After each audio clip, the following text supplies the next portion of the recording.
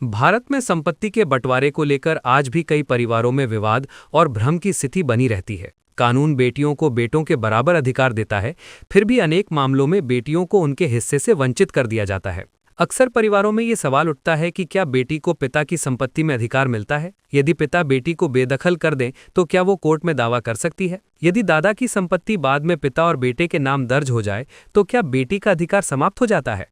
इन सभी सवालों का जवाब भारतीय कानून स्पष्ट रूप से देता है। भारत में वर्ष 2005 में हिंदू उत्तराधिकार कानून में महत्वपूर्ण संशोधन किया गया, जिसने बेटियों की संपत्ति पर स्थिति पूरी तरह बदल दी। इस संशोधन के बाद बेटियों को भी पैतृक संपत्ति में बेटों के समान अधिकार प्रदान किए गए। पहले बेटियां पैतृक संपत्ति में सह अधिकारिणी नहीं मानी जाती थीं, लेकिन संशोधन के बाद उन्हें जन्म से ही समान अधिकार प्राप्त हो गया। अब बेटी विवाहित हो या अविवाहित, मायके में रहती हो या ससुराल में, उसे पैतृक संपत्ति में बराबरी का हिस्सा पाने का पूरा कानूनी अधिकार है। यदि कोई संपत्ति दादा परदादा से विरासत में मिली है तो उसे पैतृक संपत्ति माना जाता है।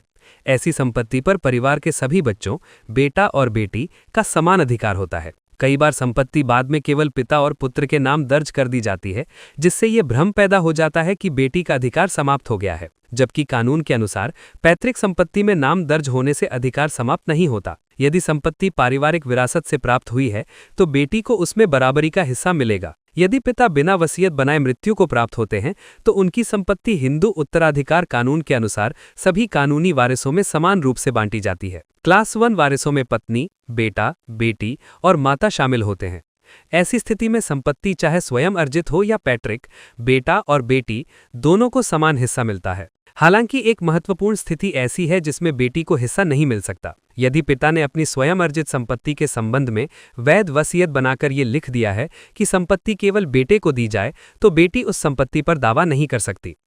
कानून व्यक्ति को अपनी स्वयं की कमाई की संपत्ति अपनी इच्छा के अनुसार किसी को भी देने की स्वतंत्रता देता है। इसलिए स्वयं अर्जित संपत्ति के मामले में पिता की वसीयत अंतिम मानी जाती है। इसके विपरीत पैतृक संपत्ति के संबंध में कोई भी व्यक्ति वसीयत बनाकर उसे किसी एक व्यक्ति के नाम नहीं कर सकता। पैतृक संपत्ति पर परिवार के सभी पात्र सदस्यों का जन्मसिद्ध अधिकार होता है, इसलिए ऐसी संपत्ति में सभी वारिसों को समान हिस्सा मिलना आवश्यक है। समाज में एक और गलत धारणा ये है कि तलाकशुदा या पुनर्विवाहित बेटी का मायके की संपत्ति पर अधिकार समाप्त हो जाता है, जबकि कानून के अनुसार तलाकशुदा या पुनर्विवाहित बेटी भी क्लास 1 वारिस मानी जाती है और उसे पैतृक संपत्ति पर पूरा अधिकार प्राप्त होता है। संपत्ति विवाद अक्सर कानूनी जानकारी के अभाव, मौखिक समझौतों, दस्तावेजों की कमी या बेटियों को अधिकार न देने की मानसिकता के कारण उत्पन्न होते हैं। विशेषज्ञों के अनुसार भविष्य में पारिवारिक विवाद से बचने के लिए माता पिता को जीवन काल में ही वसीयत तैयार कर लेनी चाहिए या गिफ्ट डीड के माध्यम से संपत्ति का स्पष्ट बंटवारा कर देना चाहिए। सभी वारिसों को इसकी जानकारी देना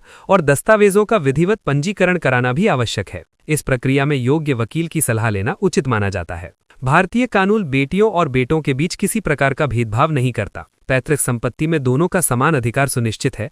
हालांकि स्वयं अर्जित संपत्ति के मामले में पिता की वसीयत को कानूनी मान्यता प्राप्त होती है। इसलिए संपत्ति का स्वरूप, कानूनी प्रावधान और सही दस्तावेजी प्रक्रिया की जानकारी ही भविष्य के विवादों से बचने का सबसे प्रभावी उपाय है।